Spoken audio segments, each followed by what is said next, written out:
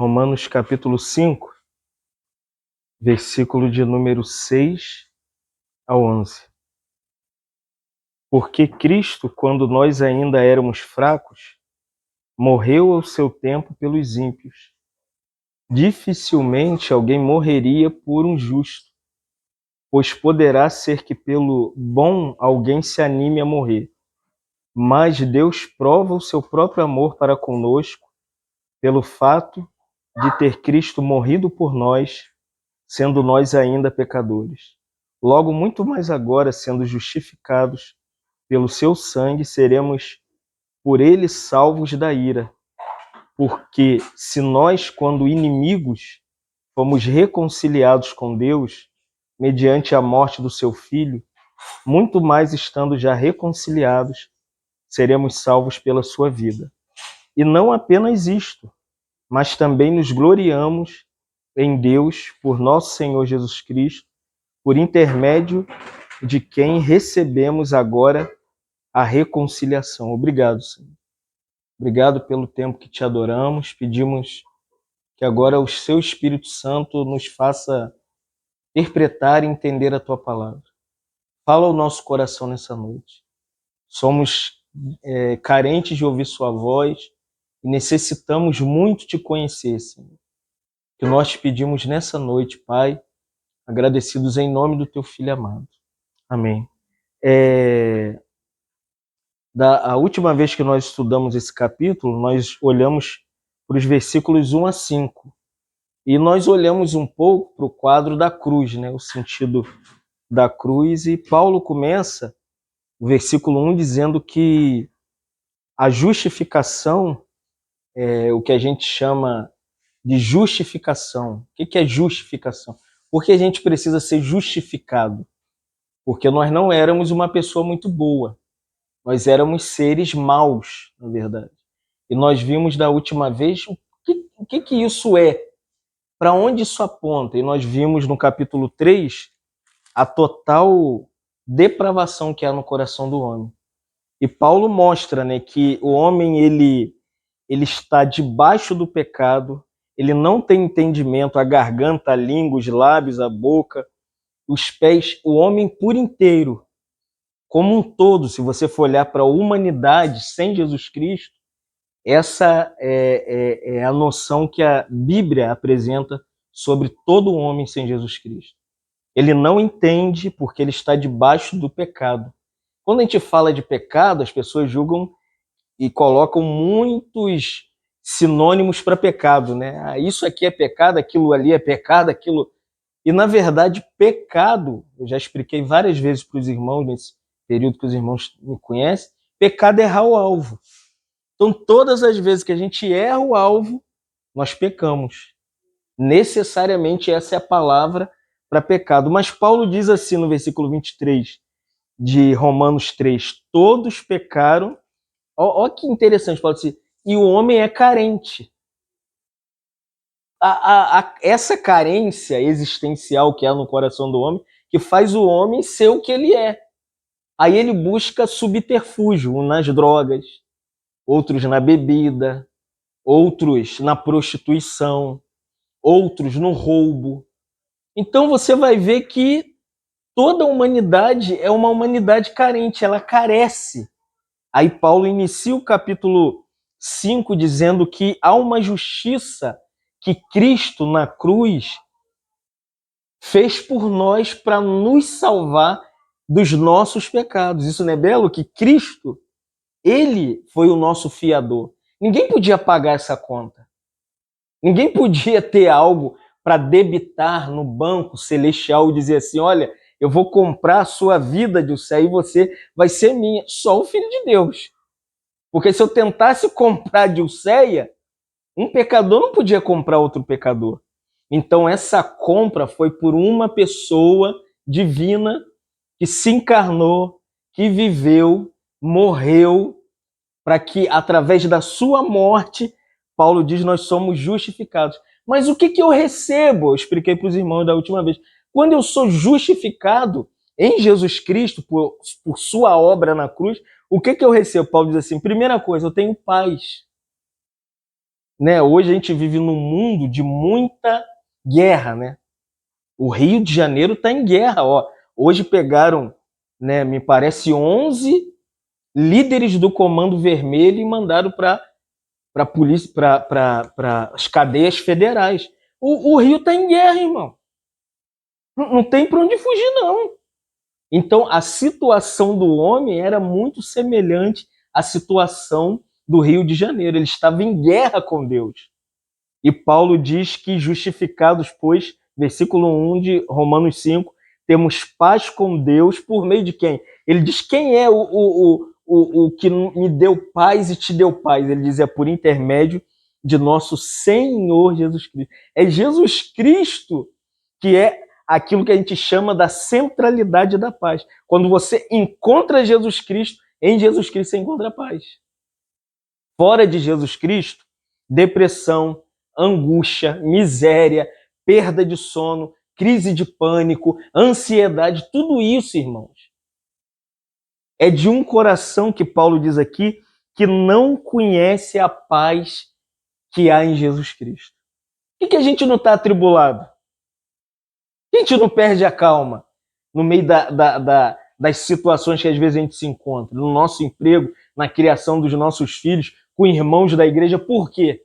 Porque Cristo nos deu a paz dele, irmão. E Paulo diz que a paz de Cristo, ela excede todo o nosso entendimento. Aonde sua mente chega, a paz de Cristo é superior a esse pensamento que você tem. E às vezes você fala assim, poxa, será que é verdade isso? É verdade, irmão. Porque a paz de Jesus Cristo, no versículo 2, Paulo diz assim, por intermédio de quem obtivemos igualmente acesso pela fé a esta graça da qual estamos firmes. O segundo benefício que eu expliquei para os irmãos da cruz de Jesus Cristo é firmeza. Você se torna uma pessoa perseverante, meia luta, problema, dificuldade. Você fala, caramba, se fosse tempos atrás eu tinha jogado tudo pro alto e ido embora, cara. Não é assim?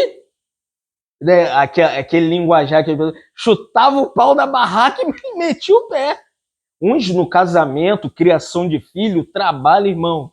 Mas uma vez que Cristo te encontra, Paulo diz que ele te torna uma pessoa pela fé, uma pessoa firme em Jesus Cristo. Em Jesus Cristo a firmeza, em você desiste mesmo.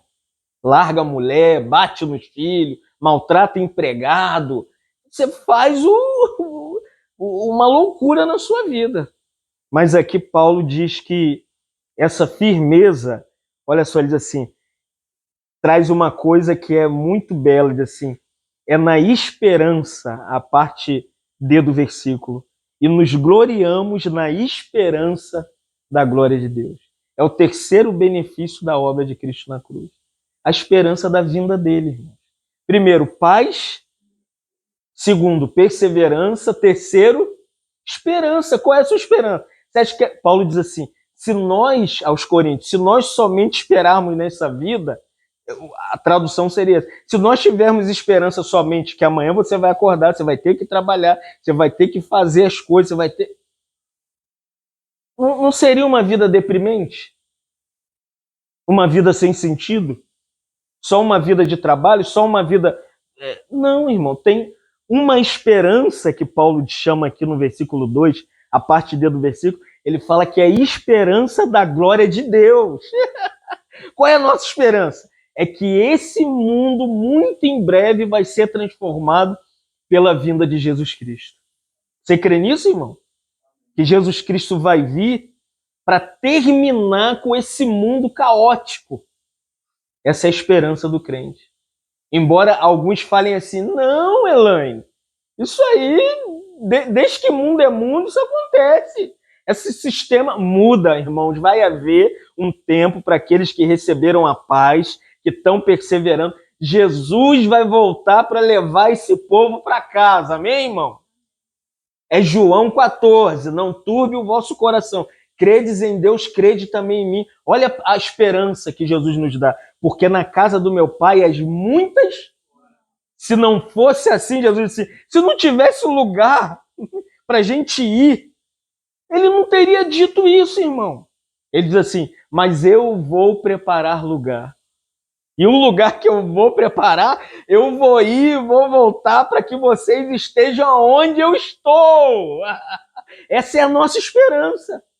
Por isso você pode ter paz, pode perseverar. Versículo 2, 3, Paulo diz assim, e não somente isso, mas também nos gloriamos, porque a paz, a perseverança e a esperança da vinda do Senhor é para você passar por essas coisas aqui. Tribulação.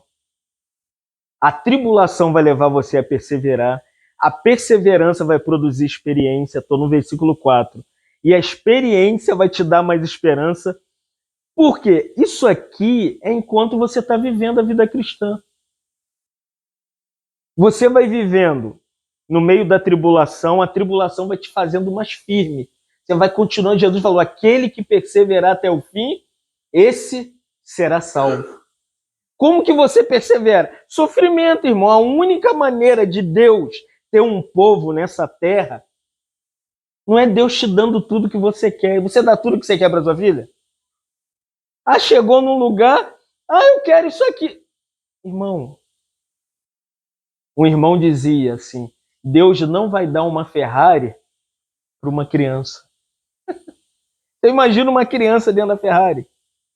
Vai explodir o carro, vai morrer. Então, muitas das situações que o Senhor provê na nossa vida, com sofrimento, Jesus mesmo falou, no mundo tereis aflições. O que é isso? Tribulação. Ele diz assim, mas tem de bom ânimo porque eu venci o mundo. O que é tribulação te dá? Firmeza, faz você perseverar. E segundo, terceiro, traz experiência. Quanto mais sofrimento, mais você pode consolar a Elaine. Essa aqui vai poder consolar qualquer pessoa que vai passar pela situação dela. Se você nunca passou por aquilo, a pessoa passou pelas drogas. Eu não posso falar de droga, irmão. Eu nunca passei pela droga, mas tem pessoas que passaram por lá. Ele pode aconselhar, ele pode ajudar as pessoas. Tem pessoa que bebeu a vida inteira. Eu nunca bebi de cair na rua.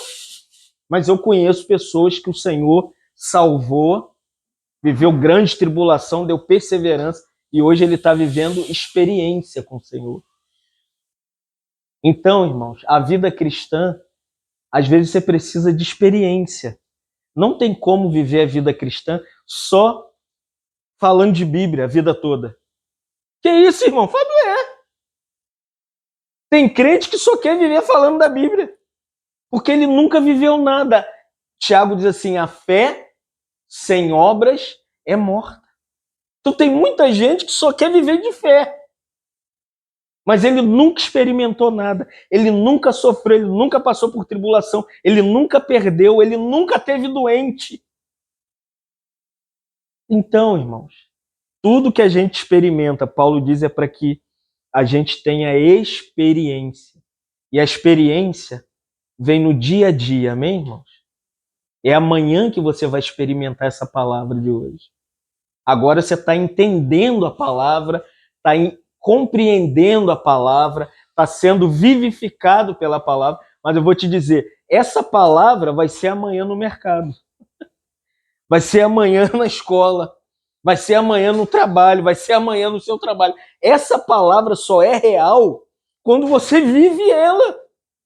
Jesus, ele mesmo diz assim, examinais as escrituras porque retém de ter nela a vida eterna. Esse é o livro que te leva para compreender o que é a eternidade. Eu não estou falando da eternidade, estou falando da esperança futura, mas Jesus diz assim, mas vocês não querem vir a mim para terdes vida. Então a palavra, sem a experiência, não produz nada. Não tem significado. Por isso que eu acredito que um crente verdadeiro é um crente que sofre para ele ter testemunho para dar, irmãos. Não sofre nunca, tá sempre feliz, com sorriso até aqui, ué. Como que vai ter experiência? E Paulo continua, a experiência produz esperança. Olha o 5, ora, a esperança não traz confusão, porque o amor de Deus é derramado em nossos corações pelo Espírito Santo que nos foi dado. Então o Espírito Santo é essa pessoa que pegou aquilo tudo que estava no coração do Pai e do Filho e colocou dentro de você uma coisa chamada o amor de Deus. Mas o que é o amor de Deus? Sabe responder, Ju, o amor de Deus? Sabe? O que é o amor de Deus? Esse versículo 5 aqui, ele vai parafrasear o versículo 6, 7, 8, 9, 10 e 11. O que é o amor de Deus? Quando você pega o Antigo Testamento, em Jeremias, diz assim que Deus, quando olhou para Israel, tinha muitas nações espalhadas por todos os lugares, irmão. Você acha que só tinha Israel naquele dia? Não, tinha outros povos. Só que Deus olhou para aquele povo e falou assim, dentro, isso aí é decreto eterno, dentro do coração de Deus, Deus olhou e falou, eu quero esse povo para mim. Era o menor povo. Israel hoje, étnico, ele é a maior nação do Oriente Médio? Não, até hoje. Tá lá, ó. Com povos maiores. Os povos dos Emirados Árabes. São povos enormes. Mas Deus olhou para Israel e Jeremias diz, por quê? Por que Deus quis Israel? Jeremias diz assim, com amor eterno eu te atraí. É o amor. Tudo para Deus, no aspecto daquilo que a gente chama de salvação, começa com o amor de Deus se revelando. E Jeremias diz, com benignidade eu te atraí. Deus usou o seu amor, a gente chama isso biblicamente de amor eletivo. O que é o amor eletivo? É o amor que quer, é o amor que busca, é o amor que atrai, é o amor que te... É como um imã. Quem já viu o imã? Já viu o imã? Você pega os dois elementos, ele tem magnetismo. Então, é assim, quando você aproxima um do outro, o que acontece? Eles fazem isso aqui. Ó. Já viu o imã? Você tenta, né? Você tenta... Esse é o amor de Deus por nós. Tem um magnetismo. Você não é o melhor, você não é o mais capaz, você não é o mais crentão da sua casa. Mas Deus olhou para você e falou assim, eu quero você. Só que esse amor é o amor do Pai. O amor do Pai é eterno, é isso que Jeremias diz? Com amor eterno eu te amei, irmão. Se Deus amasse a gente eternamente, teria sentido nenhum. Você imagina, Rodrigo lá no Iapoque e Elaine em Itaboraí, e Rodrigo falando, Elaine, eu te amo. 2 anos falando, eu te amo, eu te amo, eu te amo. Tem sentido nenhum. Como que o amor é manifesto? O amor é manifesto quando há o quê? Encontro. Quando há busca. Quando há contato. Então o amor de Deus, deliberado eternamente, que é um amor que não tem princípio, meio nem fim, ele precisou se manifestar. Como que ele veio? João 3,16. Deus amou. Deus o Pai amou, entendeu? João 3,16 não está falando de Jesus, amém, irmão? É Deus o Pai que te amou. Na eternidade ele te quis, ele buscou o seu coração, ele fez que você voltasse com esse magnetismo amoroso. Ele fez isso aqui, ó, para te atrair para ele. Deus amou o mundo de tal maneira, agora vem o amor do Filho, que deu o quê? O seu Filho unigênito para todo aquele que nele crê, não pereça, mas tenha vida eterna. Então você tem o amor do Pai e você também tem o amor do Filho.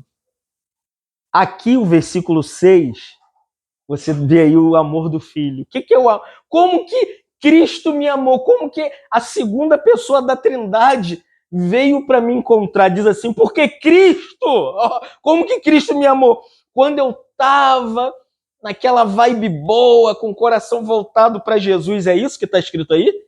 Lê para mim aí, irmão. Alguém lê aí para mim, vai. Nós... Como que Cristo te amou e me amou? Quando você era fraco. Amém, irmão? Era fraco. Irmãos, Cristo nunca amou ninguém forte, capaz, cheio de si mesmo. Vamos falar a verdade. O primeiro homem criado caiu. O amor de Deus Pai mudou? Não, irmão. Ele matou o cordeiro, derramou o sangue, vestiu Adão e Eva. Por quê?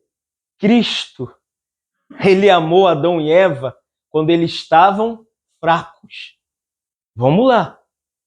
Quando Caim matou Abel, Deus não falou, olha, eu vou te matar, eu vou acabar com sua vida, não. Deus apareceu lá para Caim e falou assim, cadê seu irmão? O que você fez? Eu não estou vendo Abel. Caim tinha acabado na fraqueza dele, acabado de matar Abel, irmãos. E ele falou, acaso eu sou tutor do meu irmão? Eu tenho que ficar cuidando de meu irmão?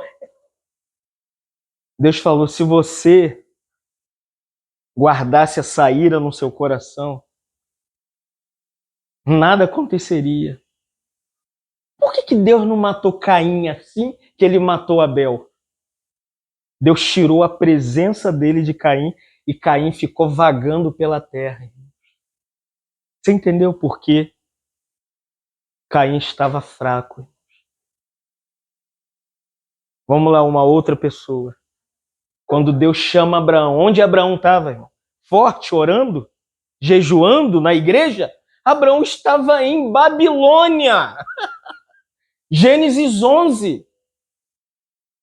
Estava lá em Ur dos Caldeus, fraco. E de repente Deus falou, Abraão, Gênesis 12, sai da terra da sua parentela e vai para o lugar que eu te mostrarei. Farei de ti uma grande nação. Entendeu, irmãos?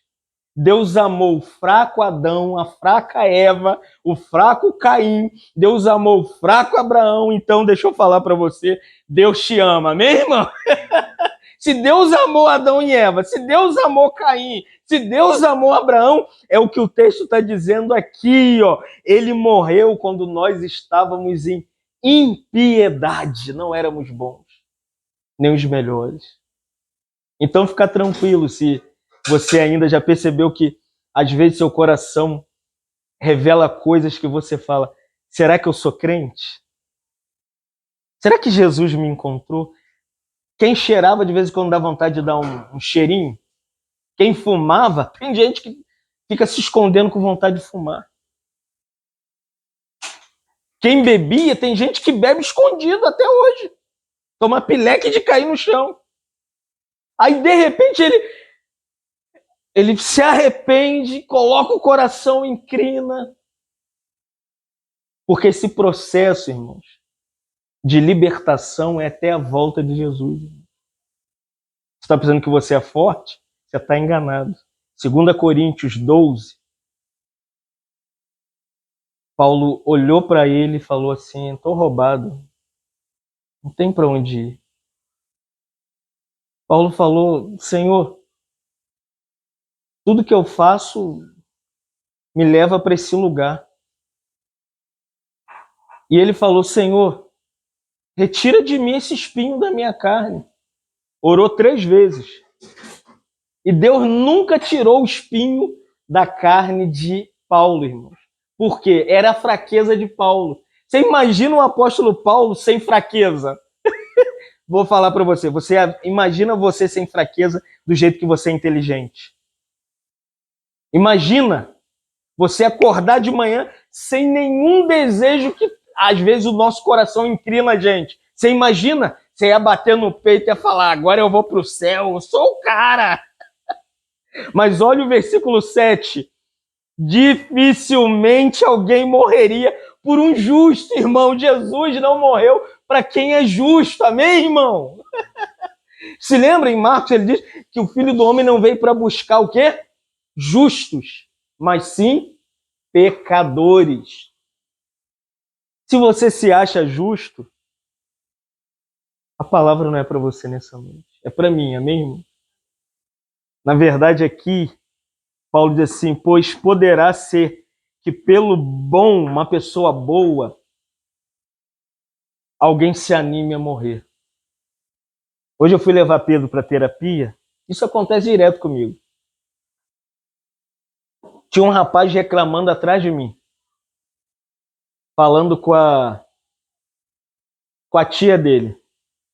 Porque ela me botou essa noite, tia, dentro da van cheia de gente, de manhã, 6 horas da manhã, ele se lamentando. Eu tive que dormir no sofá, ela disse que eu não presto, ela disse que é isso, ela disse que é aquilo, e aí no meio da conversa falou, e ela é crente, tia. Aí a menina, o rapaz que estava do meu lado desceu. Ele veio no telefone e sentou do meu lado. E falou, eu sou um homem bom, eu não bebo, tia, eu não fumo, eu não cheiro, eu nunca roubei, eu nunca matei. Por que ela me maltrata tanto? Eu falei, porque você é um bom pecador. Aí ele falou, o senhor é crente? Eu falei, sou injusto. Aí ele falou, o quê? Eu sou injusto, igual sua mulher. É ex ou é atual? Não. Ela é crente, mas ela quer virar ex. Aí eu li esse texto para ele. Pois poderá ali no celular que por uma pessoa justa você se anime a morrer. Você acha que alguém morreria por mim, irmão? Ninguém! Você acha que alguém morreria por você? Entraria para... Vai falar, ei, eu conheço a Elaine, eu conheço, eu sei quem é ela. Irmãos, foi por você, do jeito que você é, que Jesus morreu, amém? Olha só o 8. Mas Deus prova, amém? Ó, de novo, ó, o seu amor, amém, irmãos? É amor. É amor. É tipo casamento. Por que que Elaine e o Rodrigo estão... É amor, irmão. A gente não tem diferença, dificuldade, adversidade. O que que nos mantém? É o amor. Mas que amor, irmão Fábio? É o amor de Deus no nosso coração, irmão. Quer ver se você é crente? É se você ainda atura esse cara. É que se Ellen ainda me atura, é que você ainda atura o Derek. É, irmãos. É que o nosso coração, ele vai sendo modelado. Se fosse tempo atrás, faria igual a irmã fez. Vai dormir na sala. Ele falou, eu nunca vi crente mandar marido ir dormir na sala. Não posso falar. Mas isso é real. Não é real? É real ou não é? É real. Porque tá aqui o único que não manda a gente embora, amém, irmão? Você sabe quem é que não manda você embora? É Deus, amém? O único que não manda você dormir no sofá é Deus. O único que não pede divórcio é Deus. O único que não te dá um chute e te manda embora é Deus, porque Paulo diz aqui, Deus prova o seu amor, irmão. Olha, ele continua, para conosco, pelo fato de ter Cristo morrido por nós, sendo nós ainda pecadores. Você entendeu o lugar que Cristo te colocou? Isso aqui é a cruz. O que é a cruz? A cruz é Deus, através de Jesus Cristo, revelando o seu coração amoroso para nós. E às vezes a gente luta, né? Não é assim? A gente fica lutando contra o Senhor, brigando com Ele. Irmão, não adianta brigar, não adianta espernear. Não adianta. Ele nunca vai te deixar ir. Você está diante de alguém que conhece o Senhor há 40 anos. Eu já tentei ir embora disso aqui várias vezes. E já fui. Uma vez eu estava num lugar, vou te contar, meu testemunho. Falei, agora eu vou arrebentar. Eu cheguei num lugar, ninguém sabia quem eu era. Falei, agora eu fui, né, Rodrigo? Agora aqui ninguém me encontra. Eu tô lá, eu tava, eu e meu parceiro, entrou uma mulher, cara. A mulher olhou assim. Aí eu falei, ah, meu Deus, lá vem, é ele! Eu falei, ele não me larga. Ela olhou pra mim e falou assim, oi, tudo bom, rapaz? Eu falei, você me conhece? Ela falou, mas você é crente? Eu falei, é, sou. Deus te ama como você é. Eu falei, ela falou, é. E volta para casa que o pai tá lá te esperando.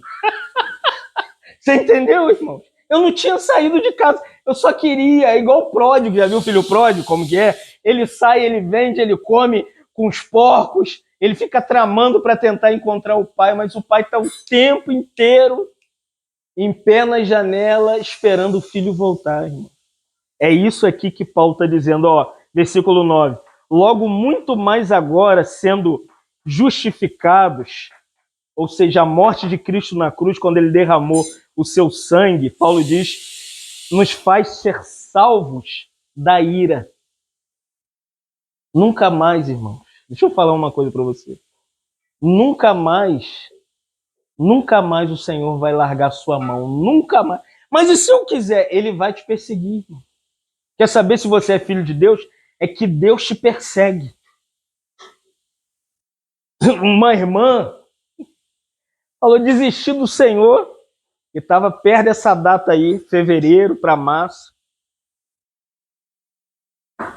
Ela comprou uma fantasia de Carmen Miranda.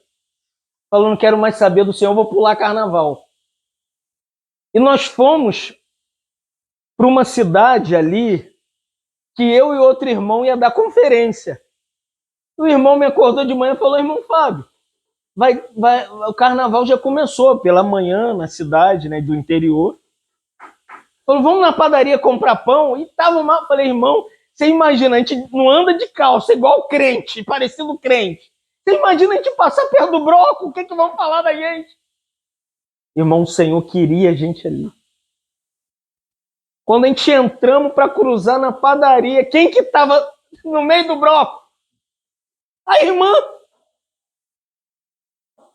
E quando ela viu o outro irmão, que o outro irmão era mais duro que eu, né?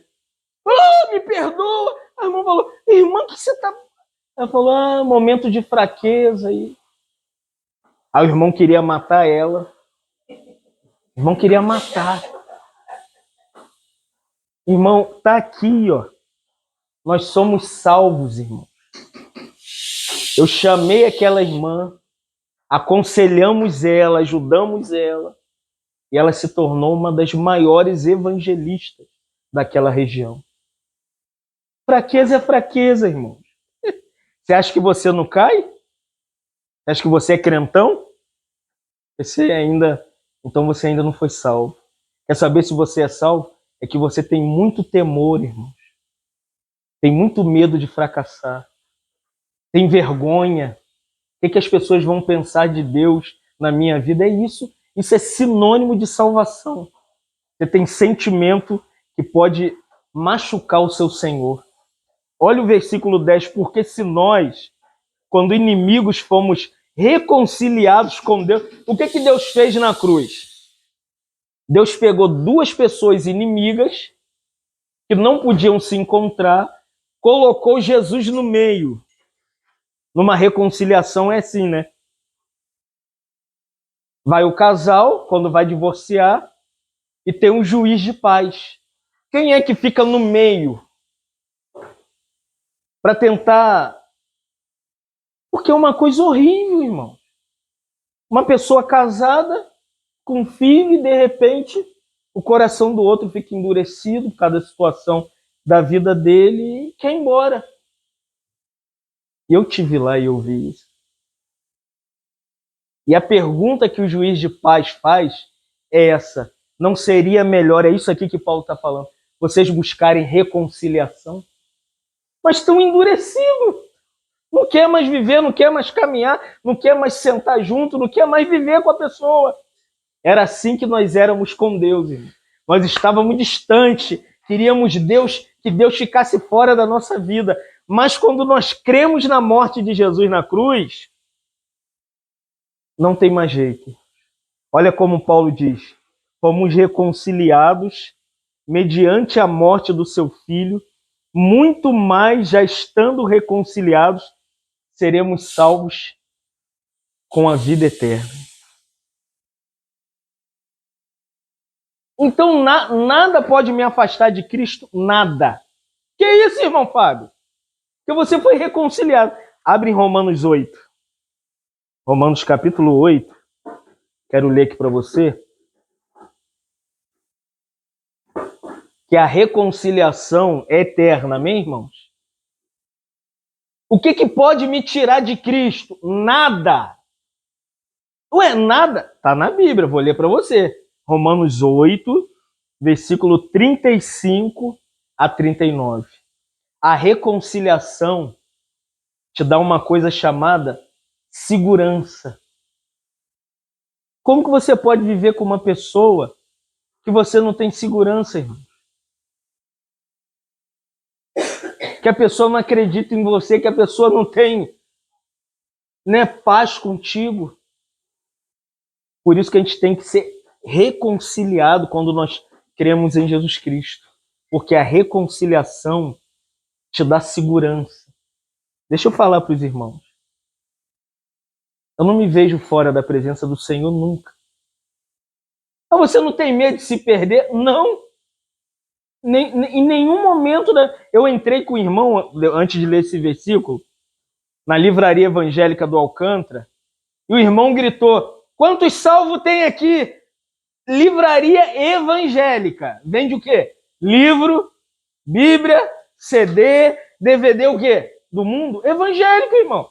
Se ali o produto é evangélico, quem que tá na livraria tem que ser o quê? Evangélico. Evangélico é salvo, né? Não? Ou não? É salvo. Aí o irmão perguntou de novo: não tem nenhum salvo aqui, não? Todo mundo assim, ó. Não, aqui não tem salvo, não. Eu falei: então vambora, irmão. Eu falei: não, espera aí. Não, nós somos salvos sim. Aí eu li com eles isso aqui. Falei: irmão, vou comprar essa Bíblia aí. Abre a Bíblia que eu vou mostrar para os irmãos. Romanos 8, 35 a 39. Quem nos separará do amor de Cristo? Será tribulação? Não. Amém? Vamos lá, eu vou falando e você vai falando não. Porque no grego requer a expressão não. Você sabia disso? Quando Paulo escreveu isso aqui, quem lia no original grego, no coração de Paulo, é que todos os romanos falassem: não, Paulo, a tribulação não me tira de Cristo. Vamos lá? Será tribulação? Não. Vamos lá. Angústia? Não. Perseguição? Não. Fome? Não. Nudez? Não. Perigo? Não. Espada? Não. Então não tem como se perder nunca. Amém, irmão? Nada te separará do amor de Deus em Cristo. 36, como está escrito: por amor de Jesus Cristo, somos entregues à morte todo dia. Somos considerados como ovelhas para o matadouro. Olha o 37.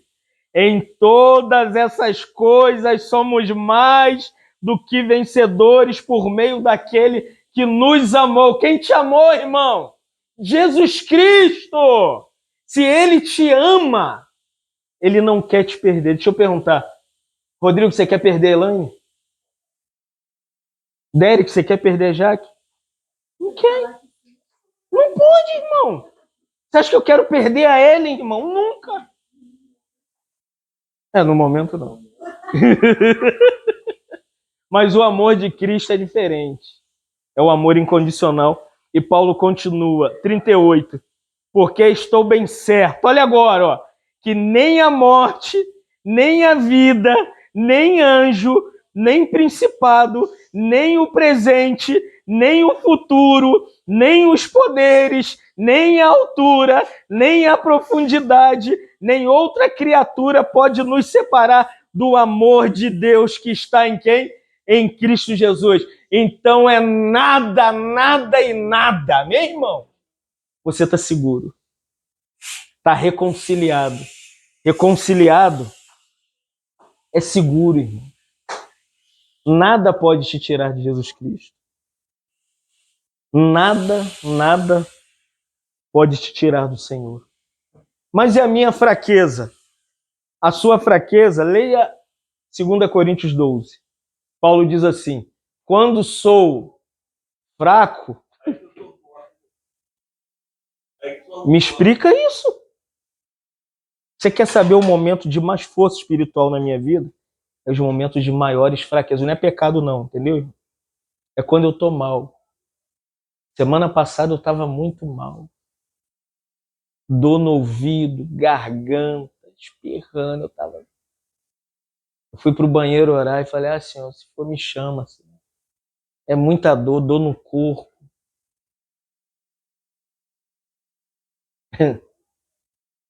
Mas a coisa mais incrível, irmãos, é que todo instante de sofrimento eu vi a mão do Senhor sobre mim. Eu nem conseguia ler a Bíblia. Incrível. Na sexta-feira eu cheguei em Cabo Frio arrasado. No sábado eu estava acabado. Eu sentia que não era eu pregando. Eu não tinha força. Aquele versículo de 2 Coríntios 12 é real mesmo. No domingo, quando eu cheguei de manhã para pregar na Santa Ceia dos Irmãos na Vila do Sol, tinha 2 ar-condicionados central a 1000. Eu de camisa, sem casaco. Falei, meu Deus, cheio de irmãos. Eu falei, fiquei constrangido. Que eu vou pedir para os irmãos num lugar fechado desligar o ar-condicionado? Vai todo mundo torrar aqui. Eu estava febril, eu estava tremendo por dentro. Eu sentei, minha oração era, não deixa me chamar não. Minha garganta estava pegando fogo. Quando eu subi para ministrar aos irmãos, aquele versículo é real mesmo. Quando sou fraco, é que sou forte. Eu vi um negócio em mim, é o Espírito Santo, irmão. Você já passou por isso? Parece que você está no fundo do poço, né? Parece que você está lá no... Deus vai e te ergue. Tem um livretinho, vou indicar para os irmãos, do Jay Pack. Ele deve estar custando aí R$20. Chamado Força na Fraqueza. É um dos livros mais surpreendentes que, se você quiser ler, compre e leia. Amém, irmãos? Então, nós estamos diante da cruz, amém? A cruz é tudo isso que o Senhor fez para te salvar, amém? Deu para entender? Deu para entender um pouquinho? Tudo que Jesus Cristo fez para te salvar. Isso é a cruz, amém? Essa é a cruz. Que às vezes as pessoas não falam da cruz, não cantam sobre a cruz, não ligam para a mensagem da cruz. Mas eu sinto que nesses últimos dias a gente precisa lembrar a igreja que a cruz de Cristo é real, amém? E todos esses benefícios que eu falei do versículo 1 ao 11 é real. Isso aqui não é uma doutrina. Vou falar uma coisa para os irmãos. Viva isso, amém?